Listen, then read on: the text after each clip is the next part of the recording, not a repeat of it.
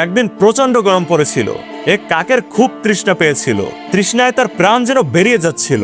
অনেকক্ষণ পর অবশেষে একটি গাছের নিচে একটি কলস দেখতে পায়। যখন সে নিচে নেমে ভিতরে তাকালো, দেখলো পানির পরিমাণ খুবই কম, আর সেটাও একেবারে নিচে। এখন সে ভাবতে লাগলো কিভাবে পানির কাছে পৌঁছাবে। সমস্যা ছিল তার ঠোঁট পানির কাছে পৌঁছাতে পারছিল না। হঠাৎ সে কিছু ছোট পাথরের টুকরো দেখতে পেল।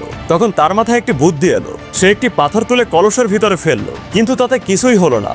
তারপর সে আরেকটি পাথর ফেললো।